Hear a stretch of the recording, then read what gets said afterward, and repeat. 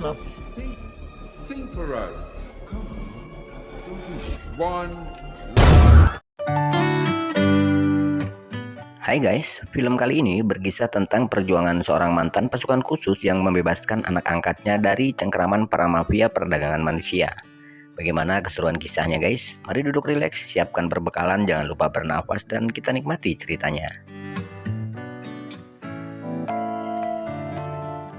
Kisah berawal di sebuah gedung kesenian di sebuah kota di Jerman. Terlihat sebuah grup musik sedang melakukan gladi resik untuk sebuah pertunjukan.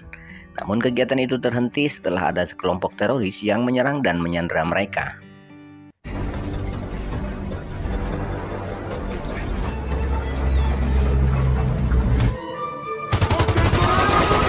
Petugas kepolisian pun segera bertindak guys. Mereka mengirim tim pasukan khusus untuk misi pembebasan ini. Tim itu dipimpin oleh John dan asisten sekaligus teman dekatnya yaitu Matteo. Mereka langsung berbagi tugas, di mana John dan Matteo akan bertugas sebagai sniper di atas tribun dan yang lain akan bertugas menyergap dari bawah. Alright, let's rock and roll. Charlie, what's your status? Sementara itu sang teroris sedang melakukan siaran langsung di internet, di mana sang teroris meminta uang tebusan apabila Sandra ingin dibebaskan. Dan untuk membuktikan ancamannya, sang teroris dengan brutal menghabisi salah satu Sandra. Melihat hal itu, Matteo tak sanggup menahan emosinya. Walaupun belum ada komando dari John, dia langsung menghabisi sang pemimpin teroris. Dan kemudian diikuti oleh pasukannya yang lain, yang membuat baku tembak pun tak bisa dihindari.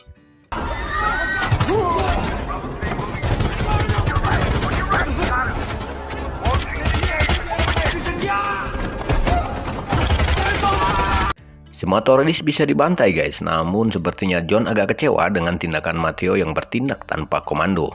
Dan apesnya lagi, akibat pertempuran itu John terluka parah dan akhirnya meninggal dunia di lokasi.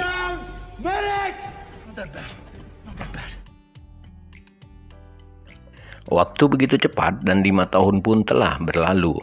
Kini Matteo memilih pensiun dini dari pasukan khusus dan memilih menjadi warga sipil biasa. Dia bekerja serabutan untuk memenuhi kebutuhan hidupnya. Kali ini Matteo sedang menjalani profesi buruh kasar di sebuah pabrik pengolahan kayu.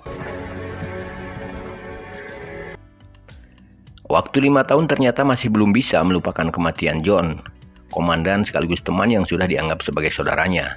Dan disitulah Matteo teringat Helen, istri John, dan juga anak John yang sekarang pindah ke kota lain. Keesokan harinya, Matteo memilih berhenti dari tempat kerjanya dan berencana ingin mengunjungi Helen dan putri John di Belanda. Dengan bekal yang pas-pasan, Matteo pun akhirnya pergi ke Belanda menggunakan jalur darat.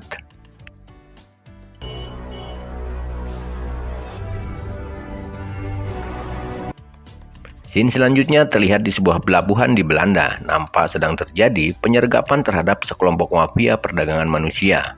Penyergapan itu dipimpin oleh 2 orang Interpol tangguh yang bernama Shira dan Fisher.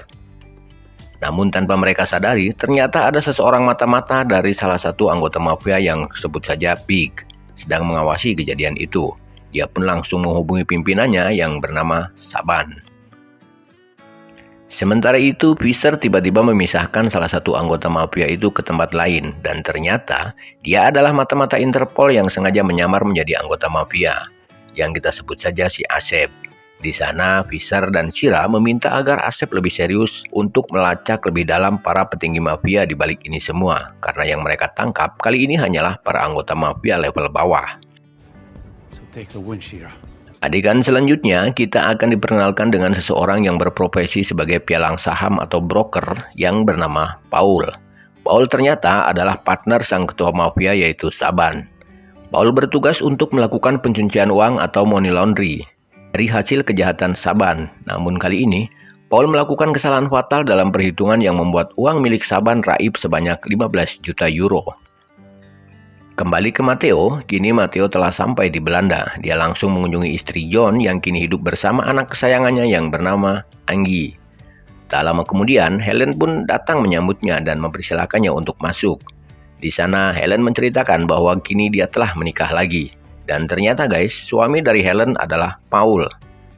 Menurut Helen, selama ini Paul sangat baik dan sudah menganggap Anggi sebagai anaknya sendiri. Setelah ngobrol ke sana kemari, Paul mengungkapkan isi hati yang selama ini dia pendam, yaitu tentang kematian John yang disebabkan oleh kelalaiannya dalam bertugas. Namun Helen malah sedikit gusar karena Helen tidak mau kematian suaminya harus diungkit kembali, dan Matteo tidak perlu menyalahkan dirinya sendiri. It should have been me. Ketika Matteo hendak pergi, hati Helen pun menjadi luluh. Dia kembali memanggil Matteo untuk tinggal sementara waktu di rumahnya, karena Helen tahu Matteo tidak memiliki tempat tinggal di kota ini. Dan kini Helen pun bisa menerima keadaan karena bagaimanapun Matteo sudah dianggap sebagai saudaranya sendiri. We have an extra room, so come back inside. Di tempat berbeda terlihat Saban sedang mencicipi menu restorannya. Di sana dia marah-marah kepada sang koki karena masakannya kurang enak dan membuat restorannya menjadi sepi pengunjung. A new chef, new man. Setelah itu, Saban menemui asistennya yang bernama Big dan juga Aceng. Saban memerintahkan Big dan juga Aceng untuk mencari siapa mata-mata pengkhianat yang mengagalkan transaksinya di pelabuhan tempo hari. Whether this rat is in my house. Sementara itu di rumah Helen, Paul baru saja pulang. Helen pun mengenalkan Paul dengan Matteo sambil menikmati makanan bersama. Suatu sore, Paul bersantai di halaman rumah. Sesekali dia teringat kebersamaannya bersama John di saat bertugas sebagai sniper di sebuah medan perang.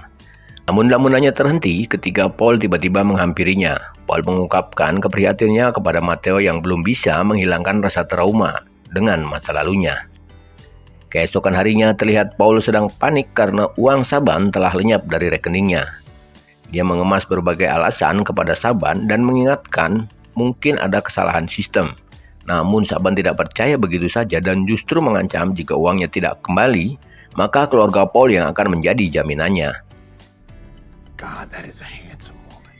Di saat keluar dari kantor Paul, Asep sang Interpol ternyata sedang mengawasi gerak-gerik Saban.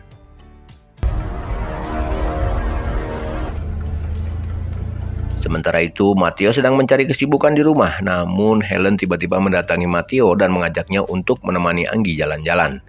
Di sana, terlihat Anggi dan Matteo menjadi semakin dekat.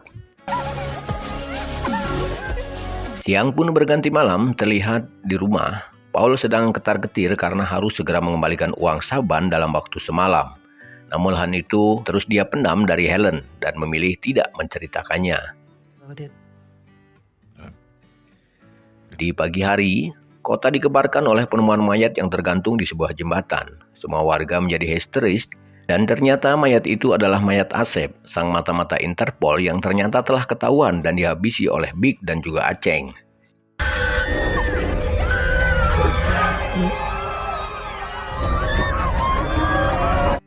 Di kantornya, Saban kembali menghubungi Paul untuk menanyakan masalah uangnya. Namun kali ini, Paul kembali merancang alasan yang berbelit-belit dan tentu saja itu membuat Saban kehilangan kesabaran.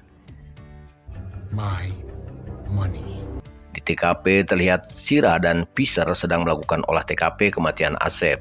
Walaupun mereka yakin bahwa Asep dihabisi oleh para mafia yang sedang mereka buru, namun perlu ada barang bukti otentik yang membuktikannya. The office. Naomi and Cyber owes me. Scene pun berganti. Di suatu pagi, Matteo, Helen, dan Anggi sedang beraktivitas di luar rumah. Namun tiba-tiba, beberapa orang menyerang mereka dan berhasil menculik Anggi.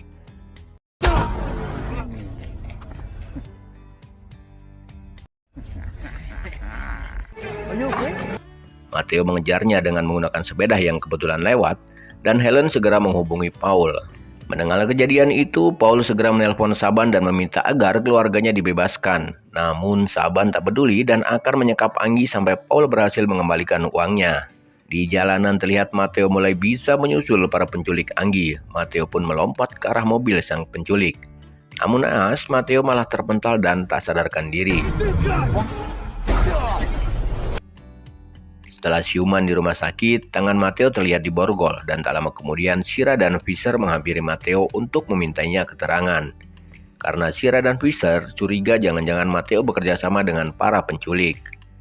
Namun Matteo tak peduli dengan ini semua. Yang dia tahu dia harus segera menyelamatkan Anggi. Dan sebelum berpisah, Sira memberikan kartu nama jika suatu saat nanti mereka membutuhkannya. So you can reach her. Namun ternyata si kehet Aceng sudah berada di rumah sakit untuk mengawasi mereka. Sementara itu, Matteo berencana akan bertindak sendiri untuk menyelamatkan Anggi. Karena Matteo kembali ingat pesan John yang telah menitipkan anaknya dan keluarganya. Namun hal ini ditentang oleh Paul. Akhirnya Paul menjelaskan hal yang sebenarnya, bahwa dia terlibat dengan mafia besar yang dipimpin oleh Saban. Mendengar hal itu, Helen pun menjadi murka dan kecewa. Namun apa boleh buat, nasi sudah menjadi bubur. Yang perlu mereka pikirkan kali ini adalah menyelamatkan Anggi. Matteo kemudian menyusun rencana untuk melakukan transaksi. Matteo meminta Paul untuk menghubungi Saban dan mengatakan akan mengembalikan uangnya asal Anggi dibebaskan. Sementara itu, Shira segera menghubungi Fisher agar terus mengawasi rumah Paul karena ada indikasi bahwa Paul terlibat dengan semua ini. Namun di saat Fisher sedang mengawasi rumah Paul, Matteo menodong Fisher dengan tujuan untuk meminjam mobilnya. Dan setelah Paul pergi, Fisher diminta untuk masuk ke rumah oleh Helen. Fisher menanyakan keberadaan Paul dan Helen mengatakan bahwa Paul ada di kamar atas. Namun yang terjadi, ternyata Paul sedang berkemas untuk kabur. Just a second. Singkat cerita, Matteo sudah tiba di lokasi yang ditentukan. Di sana nampak beberapa anak buah Saban telah menunggu. Namun Matteo tidak melihat keberadaan Anggi, yang berarti Saban telah tahu skenario Matteo. Di sana Matteo sengaja pasrah dan menyerahkan tas itu ke anak buah Saban. Namun yang terjadi kemudian,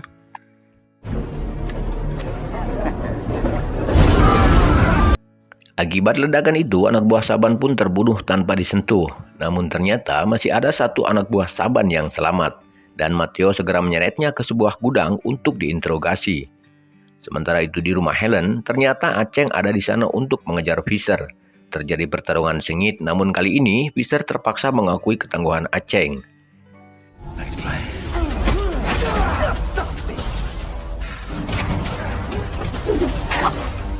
Di saat Fisher terdesak, Helen berhasil meraih senjata Fisher yang terjatuh dan segera menembak Aceng. Namun Aceng berhasil kabur dengan sangat cepat.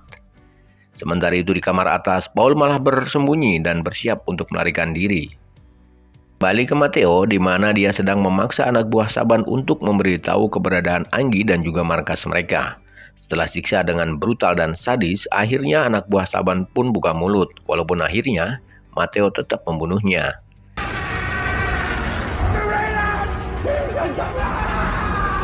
Sementara itu, di rumah Helen sedang sibuk mengobati luka Fisher, namun si keong Paul justru malah memilih kabur dari sana, karena tidak mau berurusan dengan Interpol. Namun begitu masuk ke dalam mobil, ternyata Aceng sudah menunggu dan akhirnya Aceng menghabisinya. Lalu Aceng pergi membawa tas yang dimiliki oleh Paul. For both of us, man. Tak lama kemudian Shira datang dan membawa ambulan untuk menyelamatkan Fisher. Dan ketika sedang sibuk mengevakuasi Fisher, Matteo menginformasikan bahwa dia akan menyerang markas Saban dan menyelamatkan Anggi di sebuah klub malam.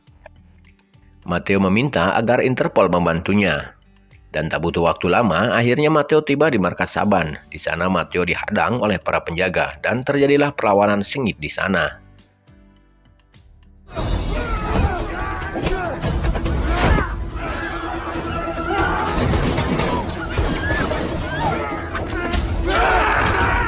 Untunglah Shira datang membantu. Walaupun Shira hanya seorang wanita, ternyata Shira sangat ahli dalam bertarung, terutama dalam menggunakan senjata.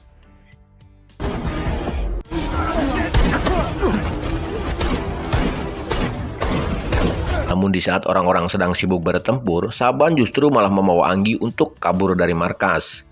Lalu Matteo dan Shira akhirnya bisa menyusul mereka. Namun kali ini mereka harus menghadapi final battle antara Aceng dan juga Big, pengawal andalan dari Saban yang sangat tangguh.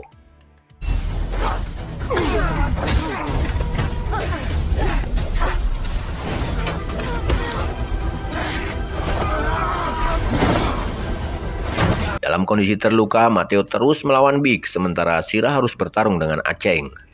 Setelah pertarungan yang begitu sengit, akhirnya mereka bisa mengalahkan Big dan juga Aceng. Dan kini mereka harus mengejar Saban yang membawa Anggi.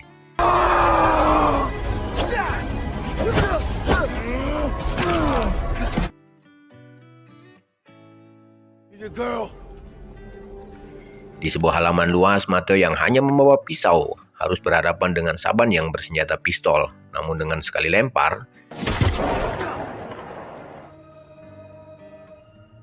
Saban akhirnya bisa dilumpuhkan.